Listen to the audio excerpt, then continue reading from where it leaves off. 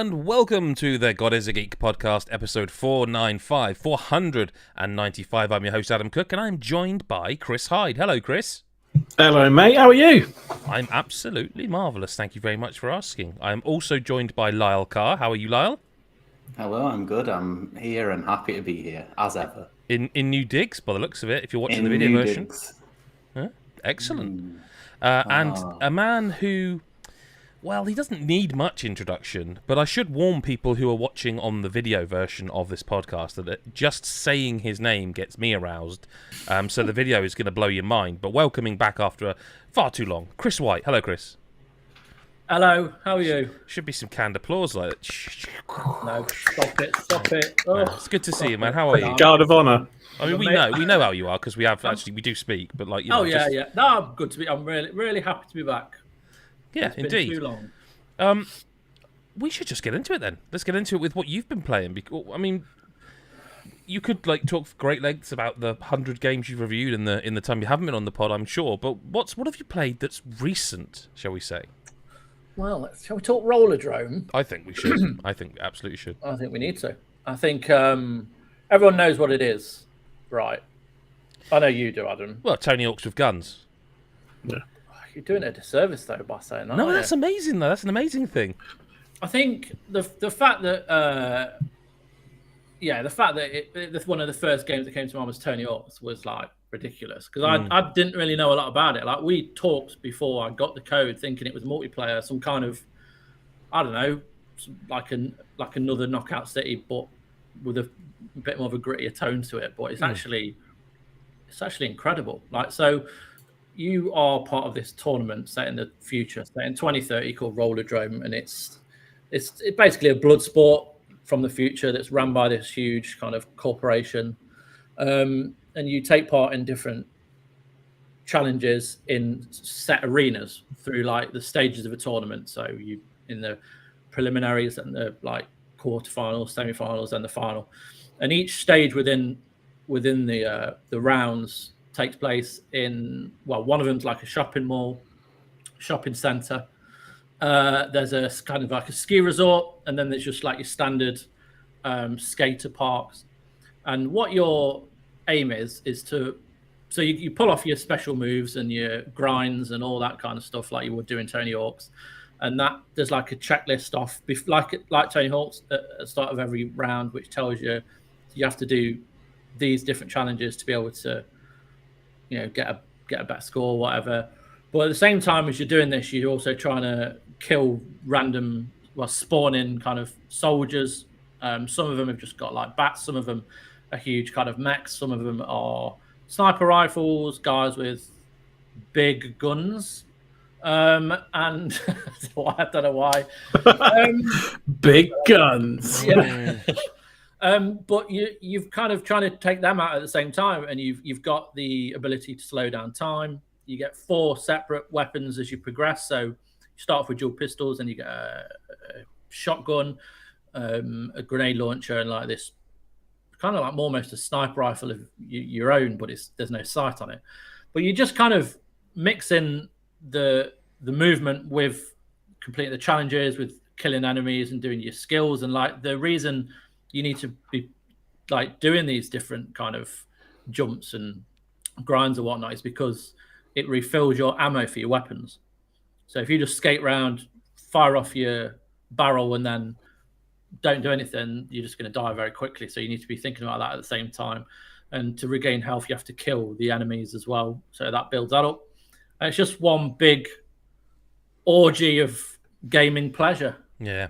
It's funny, right? Because I put together the video review that people can see on this very channel if you're watching it, and the footage that you're watching, if you're watching the video version, is me playing, because I used some PS5 capture, right? And I've only just properly noticed the multiplier thing on the. Now I knew there was a multiplier because like it shows you somewhere else. I'm sure there's, but like it's a game where you're so hyper focused. That I really, literally, even now, even when I was editing the video, I was like just looking at, the cool moves and all that, and I didn't even notice it during the video edit. Like there's like all this other information. Like it's one of those games where I mean it is so hyper focused. It doesn't. It's weird, right? Because I've seen a few comments on the video review and stuff about people saying, "Oh, it doesn't look great," and this, that, and the other. It's like I don't get that. I think the art style's cool. Now I don't know if it appeals to a certain age or what, but like there was no point. Like I don't look at it and go, "That looks like a AAA game." Like you don't look at it and go, "That looks like the new God of War" in terms of like fidelity, I guess. But like the way it plays. They do so much smart stuff. Like you can't wipe out. I don't think, can you? Like I don't think like if you in Tony Hawk you can crash and burn very easily. Can't. No, you can land sideways and she will adjust her feet. So because I think it just would be too much to cope with, wouldn't it? It would be. Well, if I'm honest, because that was my original worry when I first I heard get about it. Because it looks like it's like auto aim as well, right? A little bit like once you've got them in the target. You don't have to. And I wonder if eventually people will come out with these strats where they're aiming themselves, and it's like, oh my god! But like, yeah, it's sort of you have to aim. Auto aim with certain weapons works all the time. Yes, the reticle will appear over an enemy, and you just fire off your. You have to aim it in the. You can't just aim. Yeah, it's kind of like Call of Duty's one, where like if you aim near, it's kind of like the what do they call it in that game? Like it's the aim down sights, but it's kind of like you get near them and it just aim assist type thing. But also like the grenade launcher, for example, I don't think that's got it at all, has it? Because the whole point is the rifle. That has an either. Because you're doing splash damage with a grenade launcher. So there are certain guns where you have to manually aim as you're. Well, yeah, but it's like talking about the grenade launcher, like you don't have to shoot them in the head with that. It's a grenade launcher. Yeah. No, but that's kind of how it interacts with the movement and the kind of like reflex time as well. Because like the rifle, it doesn't auto aim, but when you use it in like slow motion. Yes. It feels like two separate bars. So if you're aiming and holding down trigger, it'll feel two kind of like bars. And when it's at its fullest, it'll fire a more powerful shot than it would if you were just like firing it off without the reflex time. And the same as a grenade launcher, you slow down time, it gives you better aiming and stuff. But like everything works so well together. And like as you progress, like the semi-finals, there's a point in one of the stages where it's just really tough. Yes. And there's like waves and waves of soldiers or whatever they are keep spawning, and like it does get tough. And there is a lot of accessibility options and assists in the menu. So, if you haven't got time to get good, as they say, you can add like a kind of prolonged, so an infinite amount of reflex time. So you can literally hold it down. I was going to ask about that. So like. Without that, is it quite forgiving, or does it feel like it's constantly like you're running out? I think it's when you like in Tony Hawk's when you're in a rhythm. You get yourself in a rhythm. Absolutely. Where you are like smashing out all. It's these a blur. And... Sometimes I don't know if you had this, Chris. You come out of like a run of whatever level you're doing. Sometimes it might be just one where you're trying to get the high score to tick that off the And I come out of them sometimes and I'm like, what? I did. Okay, I did it. Cool, brilliant. It's like it's just a complete. Presumably, why you didn't notice the massive numbers on the right side. Absolutely, it reminds me of like some of the like like Res Infinite, how you get in a trance almost with it, and like you get a really good rhythm game almost. It's not. Yeah. I should be very clear. It's not rhythm based. You just get into a rhythm. Yes. And I don't. Like, I wonder if people will have a go at it for the assists and the fact you can't wipe out. But, man, when you are in the middle of the air spinning around sideways, taking out a sniper with your pistols... I don't know. Anyone that enjoys games and likes to have fun will not moan about these assists. And that's why I was asking the question I'm asked. Because for me, when I first heard of the concept, I was like... I wipe out on Tony Hawk, so that would to worry about shooting. Would you say that it looked or heard or sounded a bit like it would maybe be the Dark Souls of Tony Hawk's games? I mean, definitely the Dark Souls of Tony Hawk. We've gone down a little bit since you were last on. I can only apologise. Come on. Yeah. But like, go on. I was just going to say, like when, like the kind of the pace of it. So yeah, I'm talking about when you're in the semi-finals, but by that point you've already played like 8 or 9, 10, I think, or 9 different stages. And it introduces new techniques quite gradually, like wall riding comes in and each weapon comes in quite like at a nice pace. So you by the time you get there, you are in a position where you do feel well equipped. However, if you aren't in that zone, then it can become tricky. So, these assists do help you out. Do you know there is a bit of a rhythm? I'm thinking about now the slug shot with the shotgun.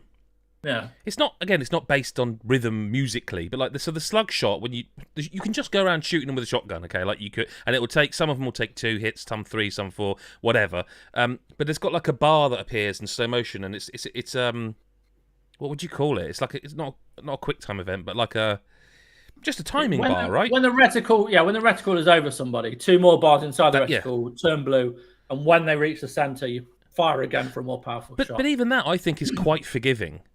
Like, I don't think it's tight at all. I actually, problem I've had with it is I've been going between PS5 and PC, just like depending on where I am in the house, almost literally, and that's meant I've not got all the way through it. But I don't feel like sad about that, because it's like some games, like if you did that with, you'd be like, it's like, you remember back in the day a bit when a preview build of a game would be kind of like the first 2 hours of it, and because it would be on a debug or something, or a totally different build of the game, when the final version came, you'd have to play that again, and sometimes you'd be a bit like, God, it's a bit of a pain in the ass. I enjoyed it, but like I don't want to play that all again, right? It's a bit like what happened with Destiny for me with the beta. Like, played the intro of that game 3 times.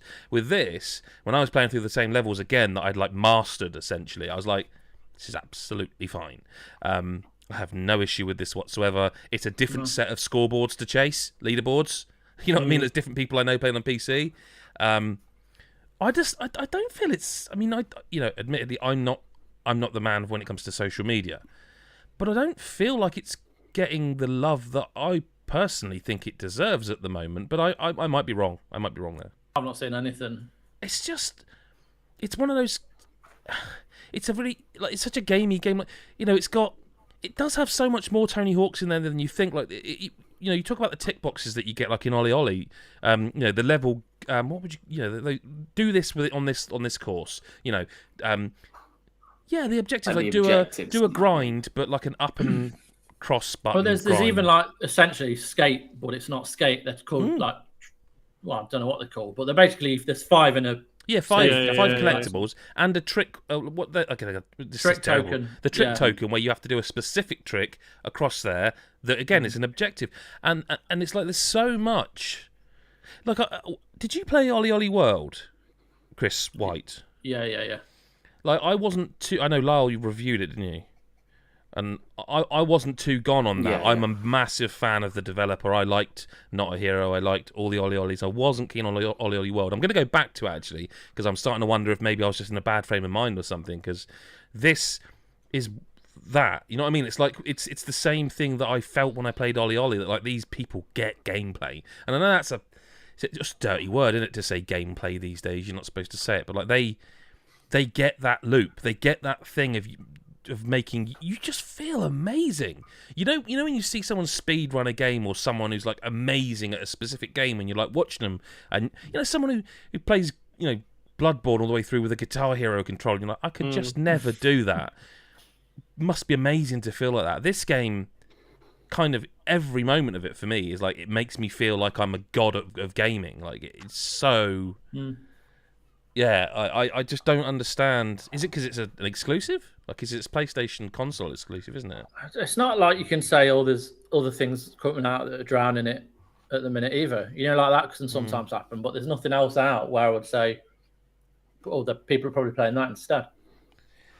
I urge people to watch our video review, watch someone else's as well, watch someone doing it. I'm sure there's people live streaming it, almost certainly, but like, I'd be quite surprised if come December, assuming everyone on the team has played it, this didn't at least get some sort of a mention on the way towards, like, because I think it's not going to win best story, although there is a story, and there's like first person sections where you can explore and stuff, isn't there? But it's not going to win that. I like the music, I like the visuals, so whatever, people don't. But like, when it comes to just making you feel good about playing a video game, like, I don't know, man.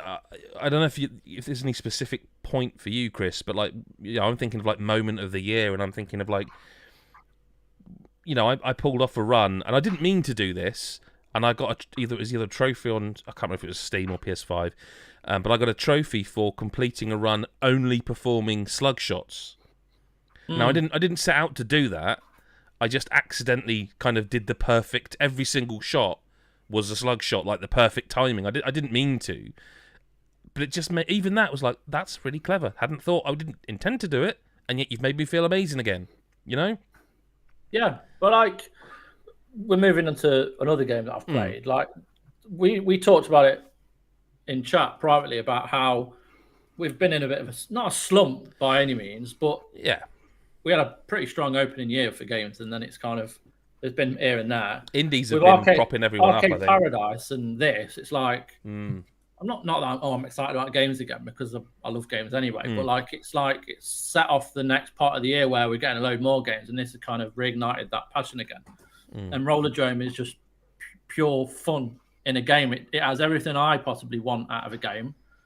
And even if people do find it too difficult, there are ways to make it more fun and reduce that difficulty. And the only kind of caveat is, if you do that, it doesn't upload your score to like the global leaderboards. But I mean, I could not give less of a toss about that. And I'd guess that anyone who was sort of struggling with the difficulty isn't the kind of person who generally is going to be chasing leaderboards anyway. So Precisely. yeah. So let's talk about Arcade Paradise, because this is, again, feels like it's like hyper shotgunned into my face. You know, retro and arcades, and what is it for starters? It's a laundromat management simulator. Fucking sold. It is for at least most of it, but then it starts to introduce this arcade as well. So this lad has been left to run a laundromat by Doug Cockle. You know Geralt? Yeah. So he's basically called, I think he's called Gerald, and he's gone to Riviera. God. Really? Yeah. That's brilliant. I didn't mention it specifically in the review because I thought it was a bit too, I don't know. I don't want to say anything. I'm talking about the game here. So he's left him in charge of this laundromat. So you are literally getting there in the morning, you're putting clothes in a washing machine, then drying them in the dryer. You're also going around picking up all the rubbish, getting chewing gum off like tables, picking up burger boxes, unplunging the toilet. You're doing all that at the same time. You're trying to get this little arcade room in the back bigger than, making more money than the laundromat is. Because your dad doesn't have a clue what's going on, he just wants you to make money. You're kind of going behind his back, but your intentions are kind of pure, I guess. So when you're making money by doing all these jobs, and you can then spend it on new arcade cabinets, and then a new option will pop up to increase the size of the rooms. You knock down a wall, and there's another room in the back that isn't being used, so you can grow it that way. You start to build up your collection of arcades. You can adjust like the cost every person plays the arcade for, and how difficult they can be, and it gives you like an idea of how much more you'll make on it. But it's all very light in those management aspects. It's more, so you can crank so if a You could machine's be an popular, absolute you arse. can charge people more for it.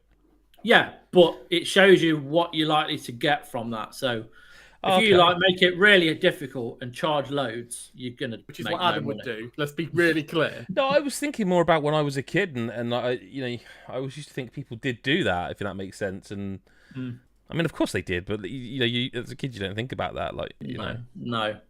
Well, so when you're doing that, you can also go and play on the arcades themselves as well, and that's kind of like a whole nother level to the game.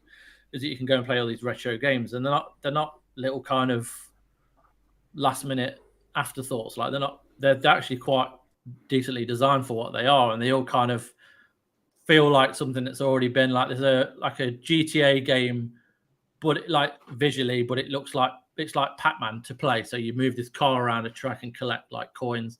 You have to avoid like police cars. There's like I don't know what would you say Zombat 2 is like. You know, where you twin stick shooter where you're going around and you're killing zombies. Yeah. There's like what's the kind of Smash TV? Bad at names. Yeah, Super Smash Outrun. TV. There's like an Outrun kind of style Outrun, game with a saw that one. spacecraft.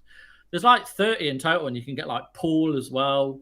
But there's loads of that, and each of those like they kind of factor into how you get your kind of challenges and get more money that way is by completing certain challenges within games, like using a shotgun to kill 30 zombies or whatever, or reach a certain distance in that Outrun game and you unlock more money. And it's just like it all works well together to kind of build this really quite satisfying experience of building up your arcade from a day to day.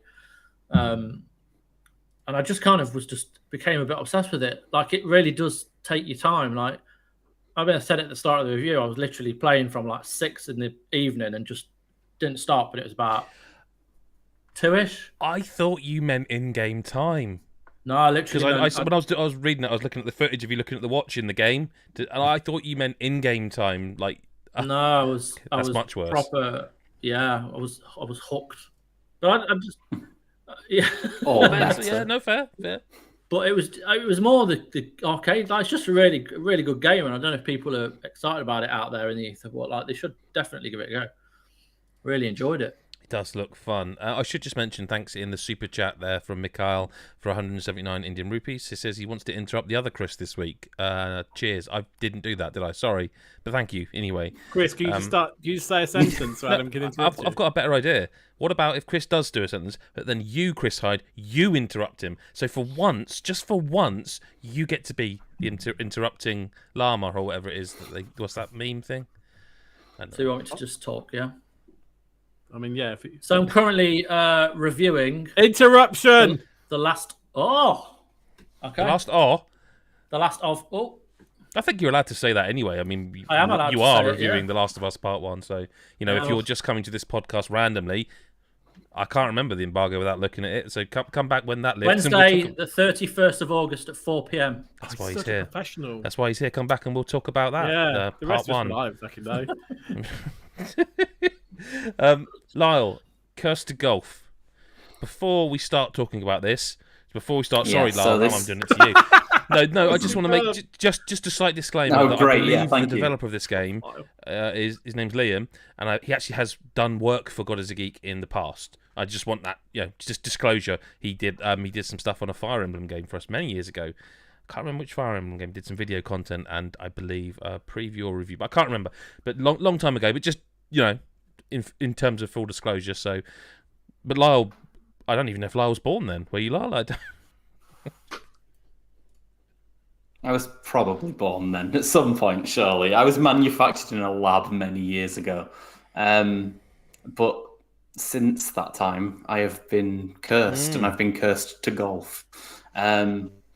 So, in Cursed to Golf, you play as, I think you're just called the golfer, and the golfer is about to win this prestigious international yet unnamed golf tournament.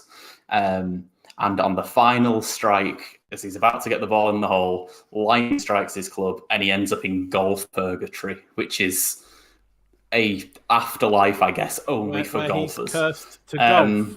And where he is, in fact, cursed to golf, which means that unless he's able to complete 18 holes, he can't leave and he'll be forever trapped in golf purgatory. So you'd think that was okay. You'd think that was doable. He's a professional golfer. Yeah, you'd think that was quite easy for him. Like maybe for someone who's never picked up a golf club before.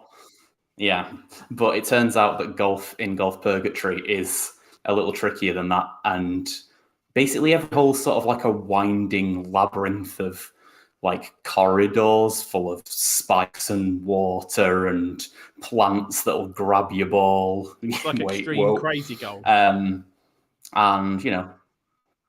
like it's like crazy golf turned up to 11. And at the start of each stage, you only have 5 shots to be able to make it to the hole, or you essentially game over, go back to the clubhouse and have to start the run again. But it's all like roguelike, like random levels, stuff like that. The way you sort of overcome that 5-shot limit is there are statues hidden around each course where if you break them, you'll get like 2 extra shots for a silver one or 4 for a gold. And yeah, you just sort of try your best to make it around this course. It's like it's got all the golf systems of like, you know, you've got your power meter that goes up and down. You have to time how hard you're going to hit it, and then it's sort of there's like a trajectory where it sort of goes up and down, and then that's where your shot goes. You can kind of reset it before you make your shot, so it's not quite as punishing as you might expect. Have you played the? Have you It's played the almost Super more Stickman about Golf series on phone at all? Yes, I have. In terms of it's course quite similar design to that, and isn't it? sort of mechanically. I mean, obviously, then you got all the power stuff and that, but I guess that's the sort of closest I got to that. That's the vibe I got from it. But then they add a lot more on top, didn't they? They do, yeah. So like as you go through, you get cards that give you different like powers to use around the course. So like you can turn your ball into a rocket and manually control where it goes. You can give yourself just a few extra shots. You can stop your ball in like midair and just make it go straight down. So like it stops exactly where you press the button essentially. And like it's a really cool idea that unfortunately as you progress, it kind of messes with the difficulty and the game becomes almost too easy. So like there are bosses essentially that you beat and they'll give you sort of like permanent upgrades that, you know, you'd sort of expect in a lot of modern roguelikes to make it so it's not just restarting over and over and over again. But they're like one of the ones you get, I think it might be the second one of these you get. So if you beat sort of like the set, it's like almost at the halfway point, instead of 5 shots on every hole, you suddenly have 10. And that means every time you restart and you're on the early levels, it's like really almost pointless. Like you're never really gonna struggle. You're probably not gonna have to use your cards, so you can save them all for later levels.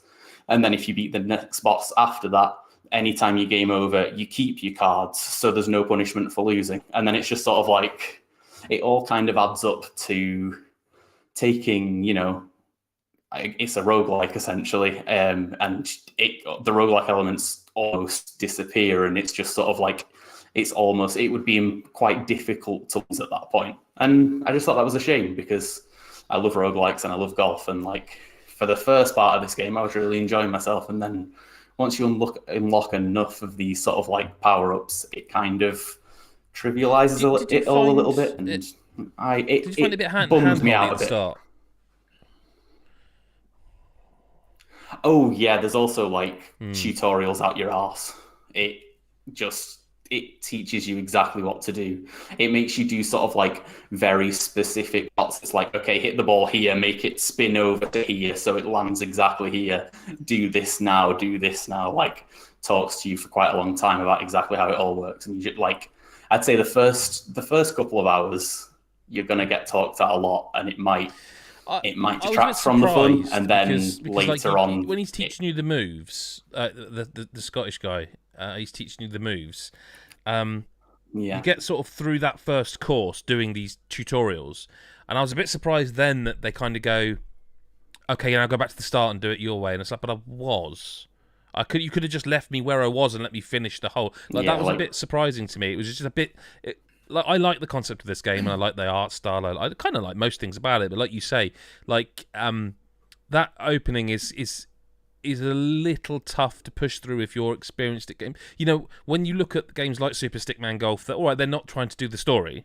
They're not doing that at all. This has got a lot more to it, and I'm certainly not meaning to do a disservice to Cursed to Golf, because there's quite a big difference. You know, it's like calling Forza Horizon and Forza Motorsport the same thing. They're two different things within the golf genre. But I do think that tutorial detracts a bit, because like I have that it took a fair while to get through, and it's like I've played a golf game before, and I know you have to be accessible because other people haven't. I don't know. I'm moaning for the sake of moaning. Perhaps it felt a bit much. That's all. No, I think a lot of people had the same sort of issues as well, because I know there was a demo in one of the Steam demo sort of like events they did recently, and I'm sure I remember hearing quite a few people just sort of saying, I really want to just get into this game, but there are a lot of tutorials, and I don't think they've really cut back on the slow start, unfortunately, in the time it's taken to come to release. So yeah, it's a bit of a shame, and yeah, like I say, later on in the game, a few things with the difficulty ended up making me a little bit soured on it too. But it's called. There's still a lot of fun to have, and if you really like golf games, if you like a bit of sort of roguelike randomness, you could definitely do a lot worse. It's nice on the Steam Deck too. Very handy. 7.5 you gave it, didn't you? Yeah, I think 7 or 7.5. I can't remember now. Go to godisgeek.com and read it, for goodness sake. Yeah. I think it was it's a fun 7.5, game. yeah. There are plenty. By the way, I should just quick plug. There's plenty of other stuff on there. Like probably won't get to it this week, but Soul Hackers 2, Lyle's review. That's on godisgeek.com. Go read the review of that. Before we move on to listener correspondence, I do want to quickly touch on Midnight Fight Express because it's coming to Game Pass, so I think people will want to know about it. Now, this game I haven't played as much as Mick, who reviewed it, but this game is basically what I wanted Sifu to be. Now, I don't know how. I think Lyle might be the only one who hasn't played Sifu, right? Both Chris's have played Sifu, haven't they? I've played, a bit of it. Yeah. I know enough about it to talk about it. Yeah. Now, I didn't hate Sifu, but I didn't like it much either. I didn't like the kind of. Christ, twice in one episode. Didn't like the soulsiness that it went for. That it borrowed, that sort of. But this is it does get difficult, but it is more of a sort of. I like the art style. I think I prefer the setting, if that makes sense. It's a bit more cyberpunky, and it is a beat 'em up with skill trees and all sorts of stuff. I don't think it's going to challenge for Game of the Year lists or anything. Don't get me wrong. It's not on mine, but I do want to just give it that shout out really, because it's got a nice look to it. It's got a lot going for it, and I think all of us will probably be agreeing on this, but I'm kind of pleased to be seeing beat 'em ups getting a bit of a. We've had Turtles, Sifu, Midnight Fight Express, which I've really struggled not to call Midnight Fight Club. Really struggle with that.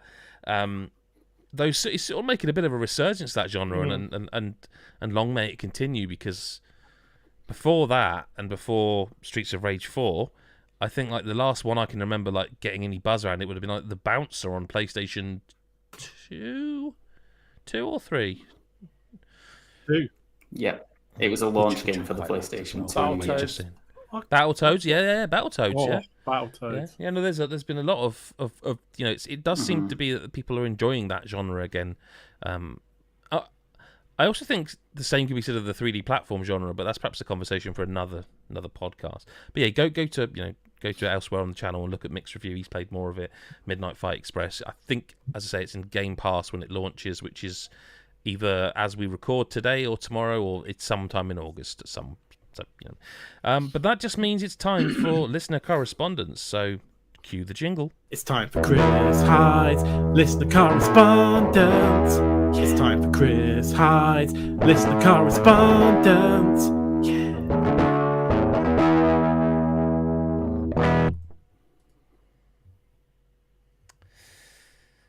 There you go, Chris. Okay. So, this week, G-Town Steve's got a question for us. What video game music / song would you want played at your funeral? G-Town Steve, did you say that was from? Yeah. Oh. It's just, if he's still listener, I thought he might have done No, exactly, Mr. Jingle. Yeah, no, absolutely. I just thought by now. Yeah. Yeah, you think he'd get the hint. He has been on holiday, but then he's not been on holiday for 2 months. So, nice for some, I guess. Well, indeed. He got brutally injured on that holiday. He needs some recovery time. It doesn't sound like it wasn't self-induced. Give me mojitos.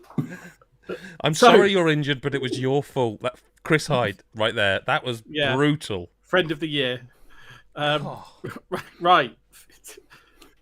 Just to bring it back to some light-hearted fun. Funerals. So, what video game musical song would you want played at your funeral, Mr. White? Anything off Parappa the Rapper. 1 or 2? Right? Everyone's going to be sad. That's such a good I hope idea. they're going to be fucking You hope sad. so. I don't want anyone laughing until the Parappa the Rapper music kicks in, and everyone gets up and I don't know, starts doing the whatever it was. Actually, no, not Parappa the Rapper. In all seriousness, there is a song off a game called The Beginner's Guide, which no one played, but it's got by the guy who did the Stanley Parable, and it's on Steam. And if you ever listen to anything I ever say, go and play The Beginner's Guide. And it's a song at the very end. It's called. I'm not getting emotional. I've literally just got a frog in my throat. And it's called "Turn Back." I would have that played at my my funeral. Who's next? Adam Cook is next. The theme from Mortal Kombat. Mortal Kombat. Oh my god! No? See, yeah. Not Street Fighter. I thought Street Fighter would have been like I just think Street Fighter 2. The intro to that. I think it's kind of less. I think people know the theme from Mortal Kombat more because although the Street Fighter movie was famous for other reasons, I think the Mortal Kombat movie made that theme tune a bit more you can't universally. have the song from the movie. No, but I'm just saying that helped make it more famous. Yeah, no, very, very much so. I mean, there's got to be some sort of. I mean, I just picked something from Guitar Hero, you know. Oh yeah, you could just be clever like that, couldn't you? Carry on, my wayward son from Guitar Hero 2. Bit of Kansas. Yeah, bit of that. I mean, that would be a shit song at a funeral. Actually, now I think about it, I could just, imagine. It's amazing. Yeah, but think Through about the fire and the flames. Yeah, I would love as that. you're getting cremated. But think about if there is a heaven and you're looking down at people, and I would actually enjoy just looking at that and them all going like, what the fuck is going on? Why is Kansas man, playing? when that kicks in, though, Yeah, it'd be but amazing. I'm too young for Kansas, arguably. It's just a great We're all tune. too young for Kansas. No, but it's just. Do you ever What see the about South the Park other song episode? the other song by Kansas, which is in Old School? Have you ever Oh, seen that? No, I haven't. I'm afraid. Oh man, there's a funeral in Old School with Will Ferrell and Vince Vaughn and Luke Wilson, and they Okay. play a song by Kansas called "Dust in the Wind." Okay. And Will Ferrell sings it, and it's an amazing song. I'm more thinking of the South Park episode where Randy tried. They're all playing Just Guitar the- yeah, Hero, yeah, yeah. and like he goes out, like they're playing "Carry On My Wayward Son" on Guitar Hero, like doing it, Yeah. and he goes and gets a Les Paul and an amp and starts going, hey, look, you can play it for real, and he starts playing the actual riff for real. Then it gets at that, and then they're just like, that's lame. Yeah, And they carry on playing. And that's stuck in my head. Lyle, you haven't given us a song. Nor Chris actually.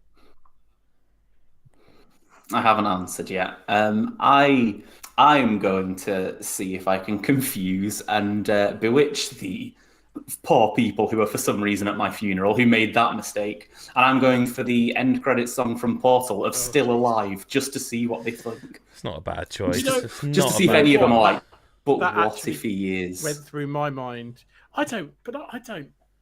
It's, what worries me most about that is that we had the same thought. Which Yeah, that's scary. Yeah. That's fucking scary. But That is worrying. I don't. I certainly haven't thought about this before. Like, it's not the kind What of about thing the I've planned. Ghostbusters theme? That's in a video game. Yeah, and then it proper kicks in. Yeah, that's what I'm having. Yeah, Could it be like a really low res one from Yeah, but with, like, the the bass NES up to 11. Ghostbusters game or That'd be pretty something? good. yeah, that. Or the theme from Bubsy with him just like loads of his sound bites dropped in. It's entirely the best possible taste and all that stuff. Like, Busby remix. Bubsy. It's Yes. on the Braxton Pokemon theme. Maybe for my funeral, Fucking Steve would bother banging. to do a theme. Maybe for your funeral. Oh, I could just have Steve's remix for Actually, Chris High's listener correspondence. the Pokemon At my theme, funeral. Chris. You aren't. Imagine that performed live. Have you seen You've seen the clips of him doing it live in that bloke? Because it's a really difficult song to really get right, and like he's blasting it out. Like, I shouldn't have done that. He's blasting the song out like Clip that. blasting it out. yeah, he's blasting it right out. Right, He's all with the a way out. tickle. And it's like it's a really impressive notes to hit, and like that would just again imagine people looking around at each other. I know it's my destiny, like proper like screaming it. Oh, it'd be so passionate and powerful. Must be powerful all over your faces. Yeah. What's next, Chris? Okay, so the next set of questions comes from Ethel's tits. I'm sorry. If you know, you know.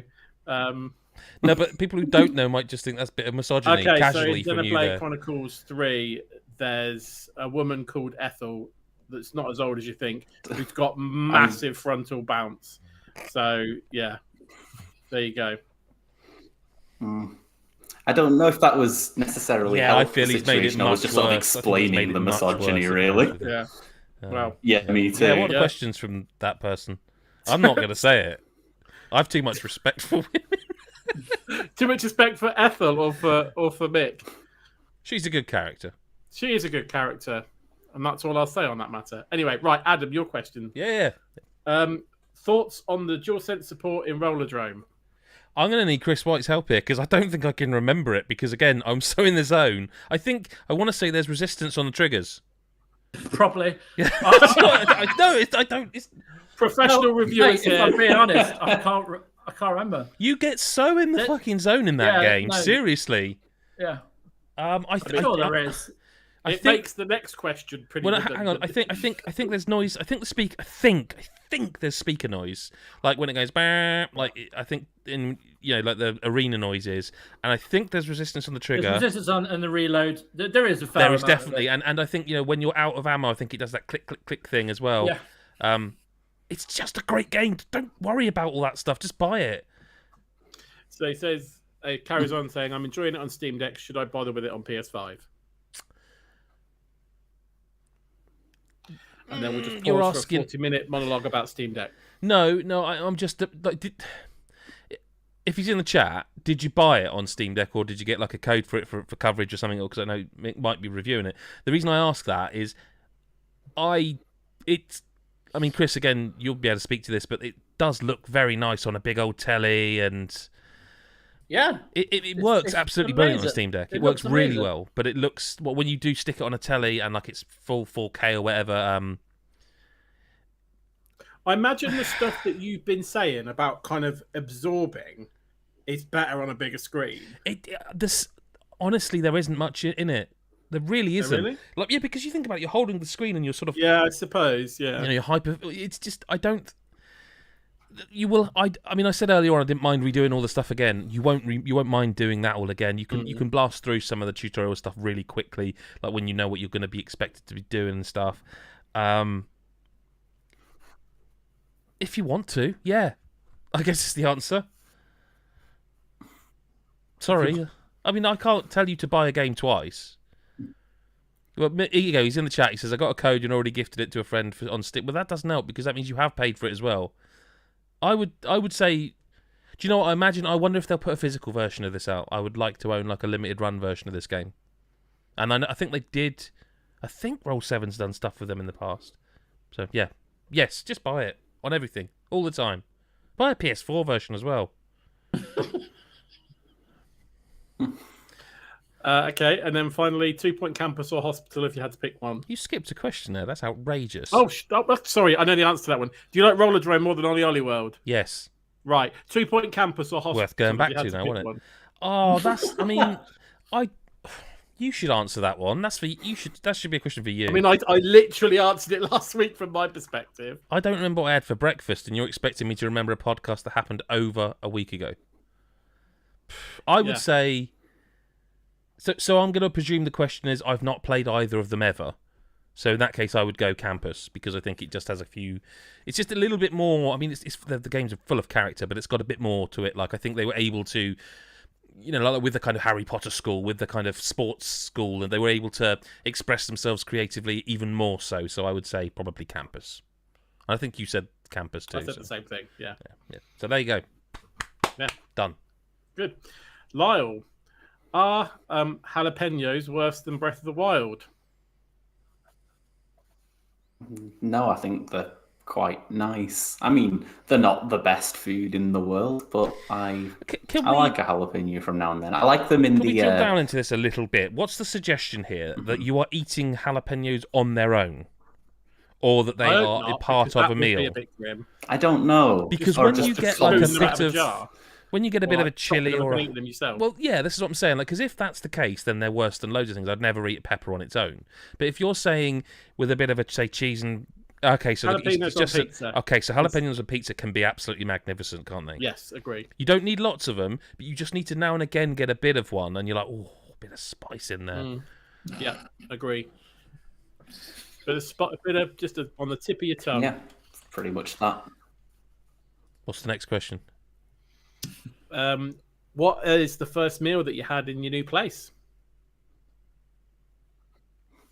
The first meal I had in the new place was we just got the keys and it was in the middle of the heat wave and we had no food in and it was like middle of the day. So there's like a kind of kind of upmarket, like posh-ish, like breakfast butty shop round the corner. So I got like a bagel with like their own homemade sausage patty, an egg, and a hash brown, and some cheese. No egg in that. And it was really, really good. You're on the same page. I sold me. I'm love the way well you in. Up market, Yeah, sorry about and that, then it's but- just sort of the change to breakfast butty shop. Like, No, I know I'd what love he to see means. what that is. No, Like, because this is the meal I was talking about the other week when I said I went to like the thingy lounge, the lounge. Chris, actually, you weren't here. Do you know the chain restaurant that's like something lounge? Like there's like, there's two near us. Like there's Arcado Lounge. It's a name of something that it's near and then lounge. So it's like near an old shopping arcade. So Arcado Lounge. You don't know them. Okay, well they do this thing and say so. It was like a breakfast muffin, but it was really well done. You know when you get like that no grease anywhere. It was just perfect egg, perfect sausage, perfect beans. I get exactly what he means. I'm well up for that, Lyle. I'm in Camp Lyle for a change. No, it was really good. okay. I was going to say, Chris, have you had a stroke or are you all right? Do we need to? I'm sorry, I lost where I was on the dock. And I was trying to make it look Okay, natural, fair and it enough. just really fucking wasn't. I'm scared The about pause this is next too big. question anyway. Yeah, I know. That he's reviewed. Oh, okay. Yeah, I was gonna have an answer, but he didn't review it. Most annoying game you've had to review this year, and it also says had to as well, which I think is a really important part of that question. What's the most annoying game that Adam forced you to review? That was forced upon me. I mean, this is difficult because I can go at it from the angle of to review. To cover. Well, I To know I cover. didn't review that. I was going to say If cover. If it's to cover, I had to play I'll make Power it easier Wash. for you because I know what you want to say. I had to play Power Wash Simulator to write about it, and I never wanted to play Power Wash Simulator. After the first minute of playing that game, I knew I never wanted to play it again. So that was probably it. Other than that, I mean, probably just something quite like a long JRPG or something, just because it took a long time.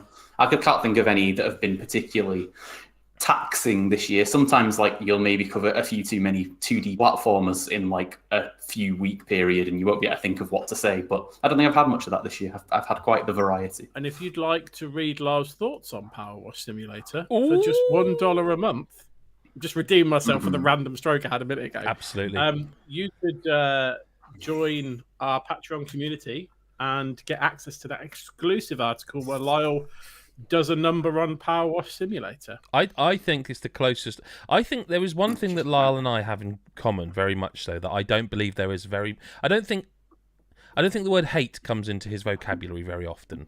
I feel like when people say, that question of, if there's one person you really hate, well, I don't have that. And I think Lyle's like that. I don't think he has an awful lot of hate in him. And I reckon this might be the closest he's ever come to saying the words, I hate thing or person or something, Is that fair? Oh, okay. I thought I had quite a lot of hate in me. I thought I was a hateful individual. But I do hate Power Wash Simulator. With him, he's definitely a hateful individual. Yeah. And what podcast would that be? But I think, especially in terms of video games, I don't hate very much. I'm very happy playing almost any video game, but I definitely hate Power Wash Phil Tindler in the Simulator. chat says, Lyle does a number on Power Wash Simulator. Is that number a number 2? I think yes. And then I Power Wash. He refuses to Power Wash it away. I think he'd probably give it a 1.5. I don't know. Chris, your questions. Yes. Mick says he's in Chapter 7 of Xenoblade 3, and he's at level 65. Where you at? Mm-hmm. So I had a little check. So I'm about a fifth of the way through Chapter 5, and I'm at level 55. So all the 5s. Okay, That's where I'm at the moment. He also wants to know thoughts on the music and story so far. So the music, I kind of touched on it last week. Oh, sorry, Chris. I've just been told I need to interrupt you. It literally, there's a question there. I know says, it does. Sure to I know it does, interrupt. but I thought because you're an old man, you'd read it afterwards, and then you go, "Oh, I can't interrupt you now," and it's fine. But you didn't. I may fucking be an clever. old man, but if you think there's anything I value higher than comedy, it's just it's the music and the story. And what do you know? What? Yeah. Go What on. I know is going to happen now is you're going to interrupt me again when I carry on with the question, and I know it's coming now, but whatever. Because I can't even remember what I was saying. That's Music and the music and the story so far. What do you think? I said this last week. What do you think of the music and the story? What were we talking? Music and story. Music and the story, week, Chris. You're an absolute prick. Last week I said so. The music is really good in this game. We're talking about the music and the story here. Sorry, I'll leave in a minute. It's time for Chris. Right. Music and the story. Okay, so the music in this game is really good, and I think we agree that. But I said last week I need a banger, and they're just apart from the combat music, which is good, and I think the combat music's changed. I think there's like different combat tracks, like that normal combat. I feel like I'm in the second half of the game, and there's a different. Some games do that where it's like there's a different. I think, and I quite like that one, but there's not like normally in these games. There's like you go to a couple of areas in the game, and there's like really upbeat music or something, and it just isn't. It's all sort of like quite chill background sort of stuff, which is fine, and it's all really well done. But I like a banger, and there isn't as many as I would have thought. Story, like the story's really interesting. We said last week it does do that thing where you're just like, well, I figured this out 10 hours ago. How you collective 6 people haven't figured this out, and you're living it, and I've figured it out.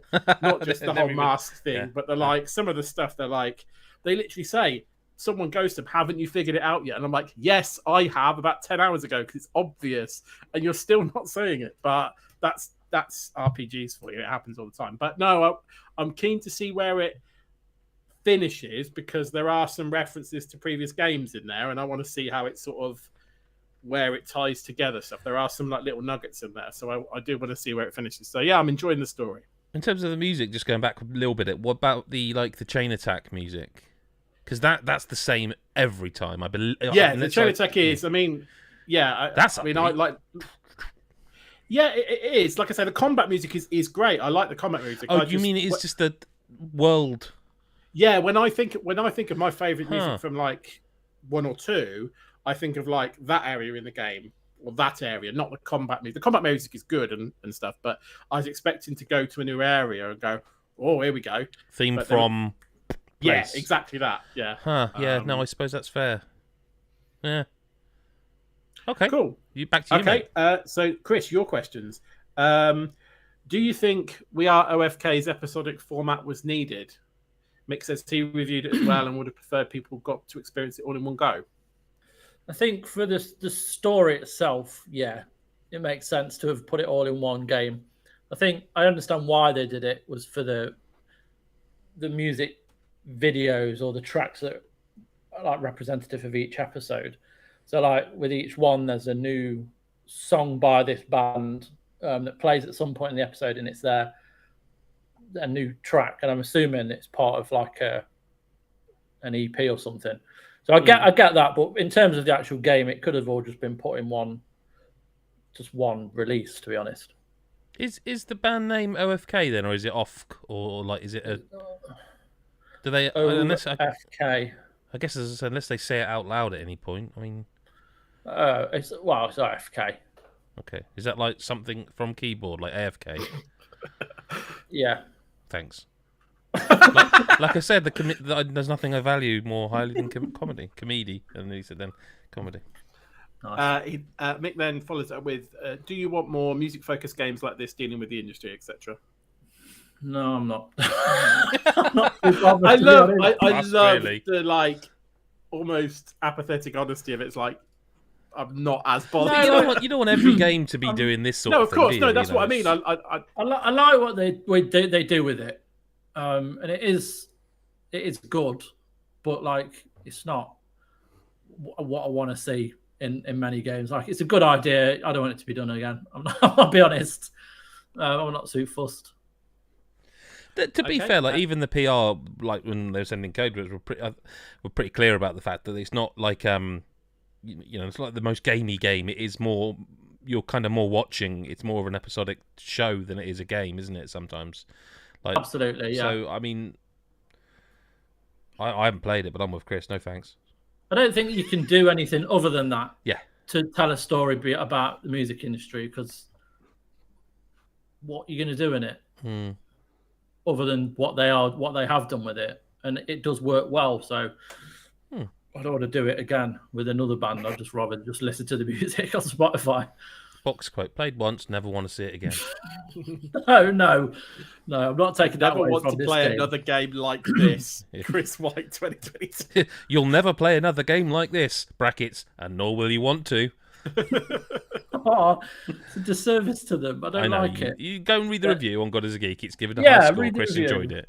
It's a good one, even if it didn't make me feel ridiculously old. Like the text messages between everyone. It's like how many abbreviations are there now? Like, I remember LOL, Ruffle, Lamau. LMAO, Lamau. Yep, Lamau. But there's so many, and it's just mental. See you next Tuesday. So cheeky. Oh, go on. You got one more. I think you got one more, haven't you? Yeah. What's the game of September that you want to play, mate? See, Yeah, you can't mention that one. I thought you and I would have the same answer for this. I think we should all do this. And I thought you and I would have I the need same to remember answer. what they are. Well, to be honest, I go on. can't remember what's. So if I have So a quick I'll look give you a on quick the list of what website- we've got as the major got it all. ones. So Yeah, The yeah. Last of Us Part 1, well, we can't talk about that because we're already playing that. So No. we're just going to chalk that one off and say Yeah, something yeah, else.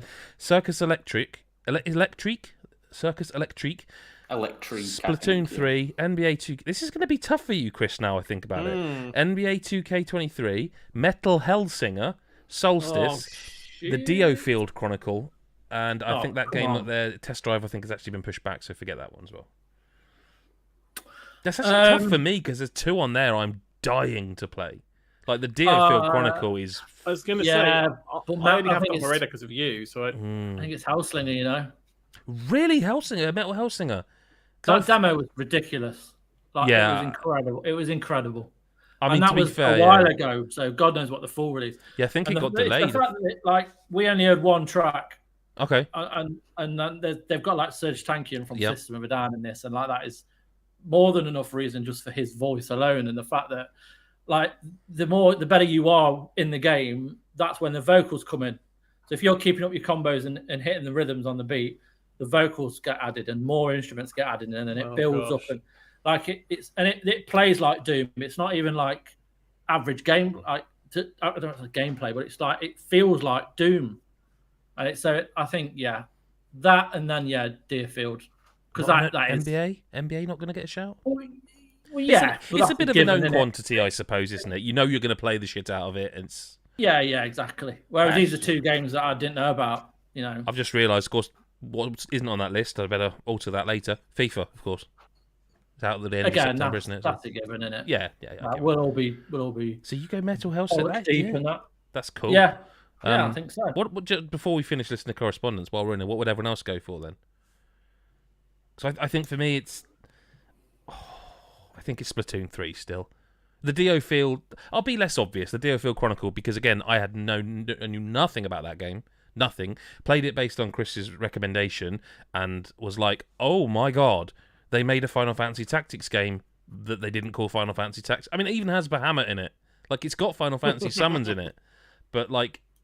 It's just, I just want to see where that's going to go, that game, and how many more mechanics they add on top. Because as you play through the demo, you start to see like, and it just gets deeper. And like that game, it's weird because Square Enix. The demo's still out there, isn't it? Yeah, the PC version. I played it on Steam Deck now as well. Carries over, progress carries saved, over. So you're thinking a good 4 hours or whatever. But it's just carry like, over to when it's... with Square Enix, like they have these big budget games like the Final Fantasies, and more often than not, they're good.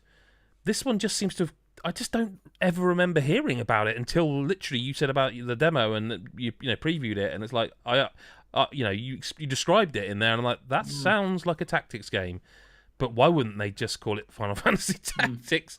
And then you play it, and it's like it's just the fact that you've got the 3D stuff that a bit like in Fire Emblem Three Houses, where you can move around in 3D when you're not in battle.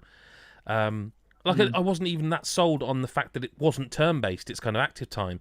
But you can almost make it turn-based by just pressing triangle and flicking through with the left and right bump. That game's... Honest answer, Splatoon 3. Less obvious, the Deerfield Chronicle. About you, Lyle and Chris? Well, I mean, when you messaged me, I think mine's just the Dio field. yeah, Really? when you messaged me about that, I was just like, I didn't have a clue.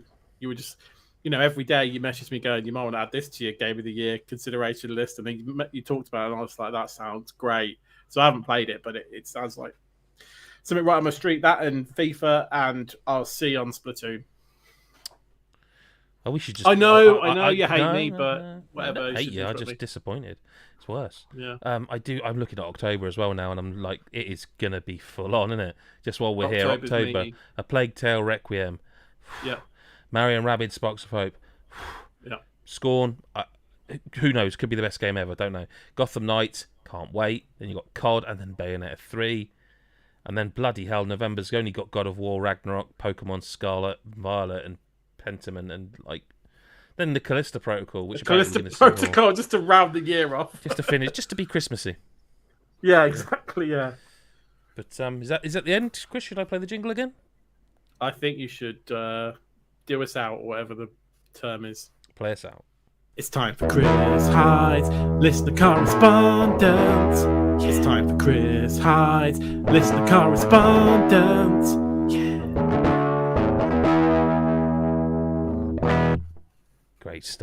Great stuff from an awesome musician and talented man. Thanks, Chris, for that. To everybody else, thank you very much. It's been a fun podcast. It's been wonderful, truly wonderful to see Chris White's face again. I could speak for everyone, I'm sure, and all the listeners and everyone in the world when they say, thank God we saw Chris White's face this week. And it's nice to see Chris Hyde and Lyle as well, obviously. But let's not kid ourselves about who this week's star of the show. This is his pod, yeah. But you can go to patreon.com/GodIsAGeek and you can get this podcast early. You can get other stuff, an additional podcast exclusively that Chris and Lyle argue and I judge them. That sounds worse. There's even an emote in the Discord that is literally Chris White's face. So there is. Yeah, thumbs up. So and I use it a lot, as you should. Just in my own personal chat to myself. So. Make sure if you're watching this video that you subscribe, like, and hit the bell button so you don't miss the next one when we go live. We usually get the video up a couple of hours before we're actually going to go live. Couldn't today because obviously there was some embargo-y stuff that I had to work around. And, of course, follow us on all the other stuff. We're actually on TikTok now. There you go. That's it. As modern as you could possibly be. Like the shorts we've been putting on YouTube, you can see them on TikTok as well. I'm told that's where all the cool kids are at. Chris, and Lyle, thank you very much for your time. Thank you. And to everybody else, we'll speak to you next week or whenever you choose to listen. Bye-bye for now.